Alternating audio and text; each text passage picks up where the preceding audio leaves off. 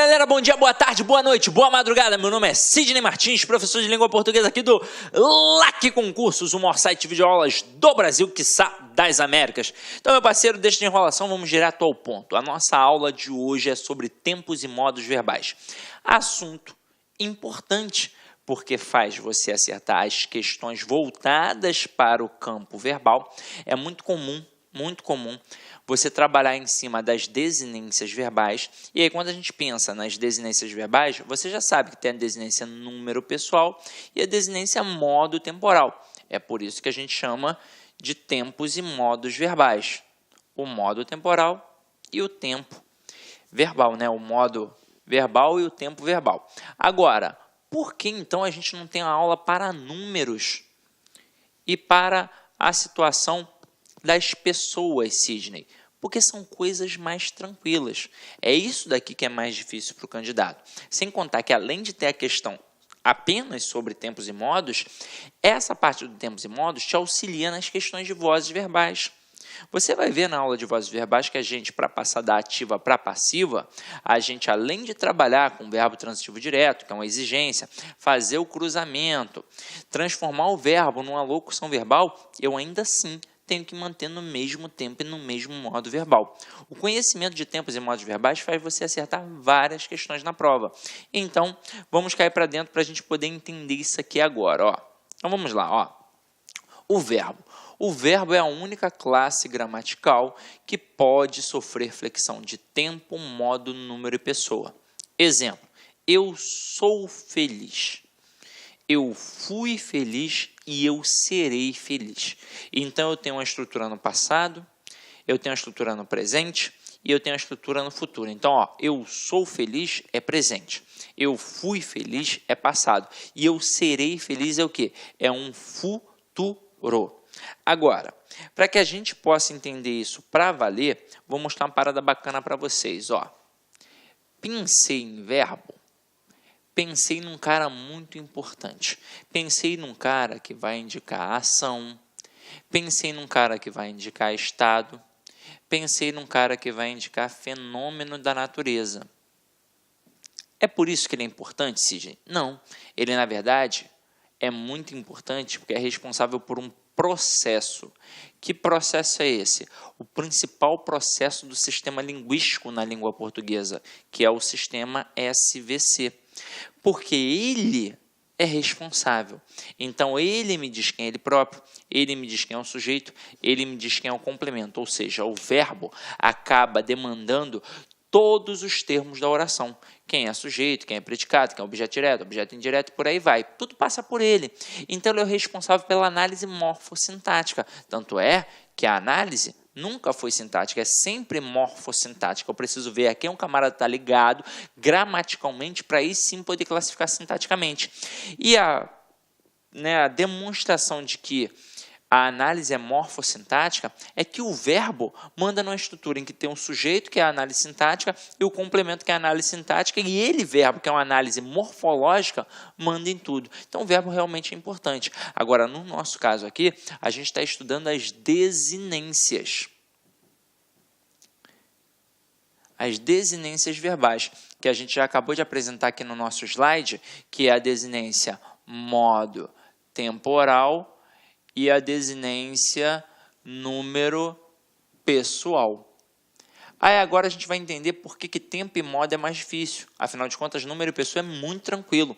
Quando eu falo em número, eu falo apenas em singular ou plural. Ou seja, eu quero saber se aquele verbo está no singular ou no plural. É óbvio que depende de quem? Depende do sujeito que ele tem. É uma relação básica de concordância verbal. Se o núcleo do sujeito está no singular, o verbo fica no singular. Se o núcleo do sujeito está no plural, o verbo fica no plural. E é isso que a gente vai definir com a variação de número que a gente tem em relação ao verbo. Agora, e em pessoa? O que é aquilo dali? São as pessoas do discurso. Quem fala, com quem se fala e de quem se fala. Então, eu tenho basicamente 3 pessoas do discurso. Só que eu terei 3 no singular e 3 no plural. Então, aqui, ó, primeira, segunda e terceira. Primeira, segunda e terceira. E isso é fácil. Quem é a primeira pessoa do singular? Eu. Quem é a segunda? Tu. Terceira, ele ou ela. Quem é a primeira pessoa do plural? Nós. Segunda, vós. Terceira, eles ou elas.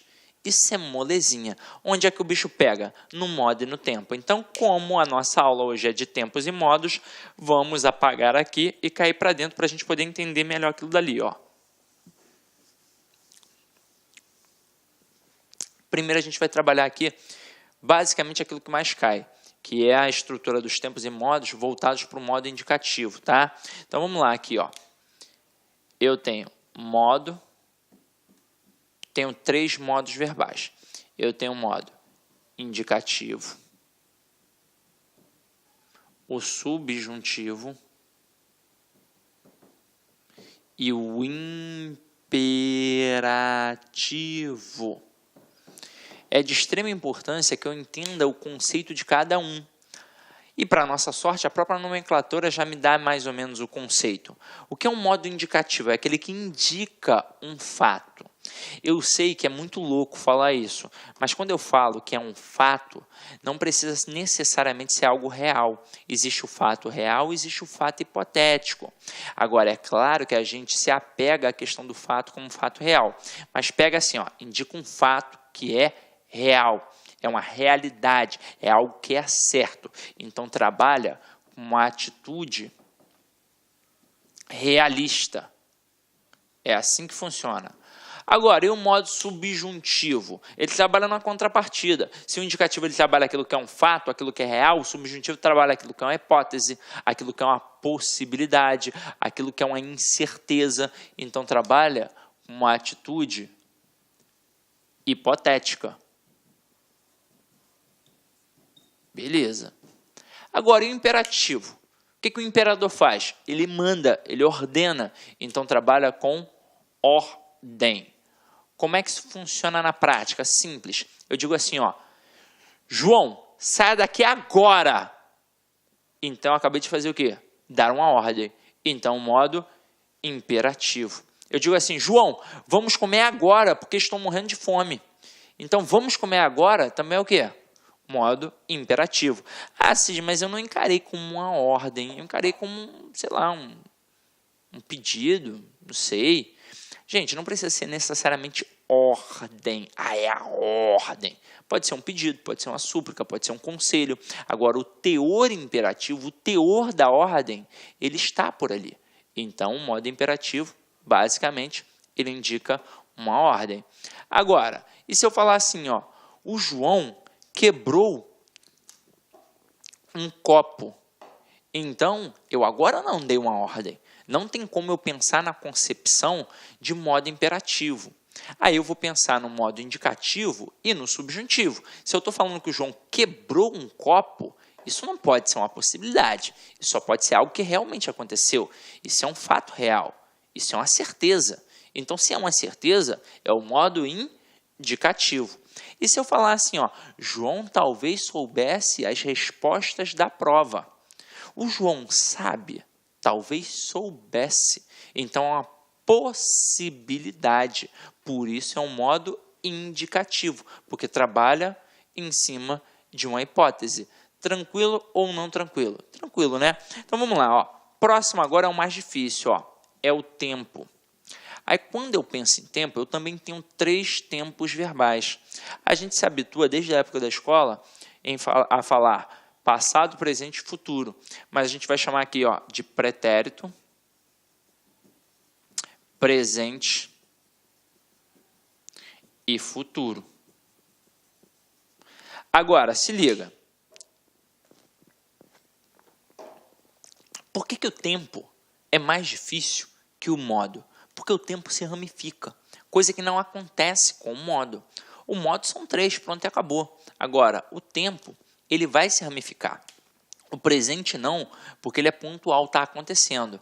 Mas o futuro, ele se ramifica em futuro do presente e futuro do pretérito. O pretérito também se ramifica em pretérito perfeito, pretérito imperfeito e pretérito mais que perfeito. De todos eles, sem sombra de dúvidas, o que acaba caindo mais nas provas é o pretérito, a começar pelo maior número de ramificações, sem contar que o aluno, eu já mencionei isso a vocês, ele não aprende realmente na escola a diferença de perfeito para imperfeito para mais que perfeito. Pode ser até que tenha aprendido, mas talvez tenha esquecido. Mas normalmente eu pergunto, e aí, lembra que você estudou isso na escola? O cara, não lembro. Sabe a diferença? Não sei. E é algo super tranquilo.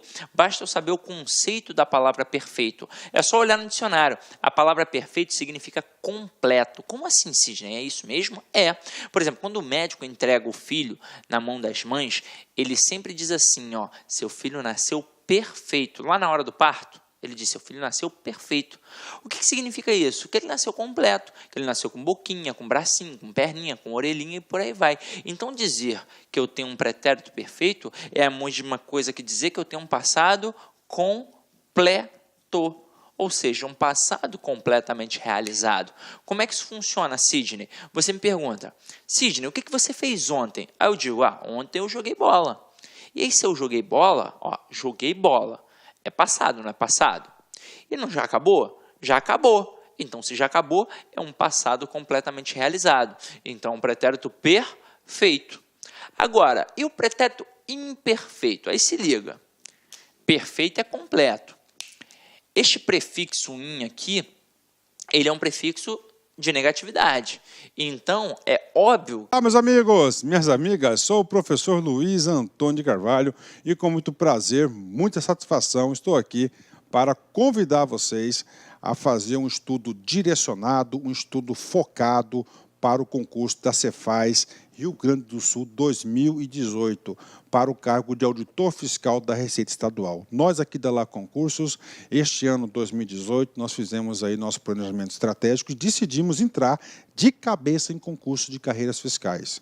E nós estamos fazendo, então, programas específicos. Nossa equipe de professores é top de linha, vocês viram a qualidade dessa aula demonstrativa aqui da Lá Concursos. Eu tenho certeza que estudando com planejamento, antecedência e foco, você vai ficar muito competitivo. Este curso nosso, pré-edital, da Secretaria de Fazenda do Rio Grande do Sul, nós temos um prazo de acesso um pouco mais longo, 6 meses. Durante esses 6 meses, é um curso pré-edital, você vai ter direito a todas as atualizações dentro do período de acesso. E vamos supor, você se matriculou hoje, semana que vem o edital foi publicado e está precisando de algum complemento no seu curso. Você pode ficar tranquilo, porque nós aqui da Lá Concursos, quase 10 anos no mercado, quase 10 anos no ar, nós vamos atualizar a custo zero, mas dentro do prazo de acesso. Professor, quanto custa tudo isso? Gente, apenas 10 parcelas de R$60. Você pode ter certeza absoluta que é o melhor custo-benefício do mercado Cefaz Rio Grande do Sul, aqui na Lá Concurso. Falando em Cefaz, nós temos um programa específico para carreiras fiscais coordenados pelo nosso grande mestre, professor André Fantoni. Nós já temos no site disponível, olha só, Cefaz Goiás, Cefaz DF, Cefaz Bahia, Cefaz Rio Grande do Sul e Cefaz Santa Catarina. 5 programas específicos aqui na Lá Concurso. Peço para vocês, mais um pedido, que se inscreva no nosso canal no YouTube e se inscreva também, faça ser nosso seguidor no Instagram. Você sabe por quê? Todas as segundas-feiras, às 19h30, horário de Brasília, nós temos uma live que a gente fala sobre o concurso de carreiras fiscais no Brasil todo. É uma aula, uma correção de uma prova, uma entrevista, alguma coisa nesse sentido. Todas as segundas-feiras nós temos esse canal de comunicação com os nossos queridos alunos do Brasil todo. Bacana, meus amigos? Um forte abraço e espero vocês. Fui, tchau. Clique like.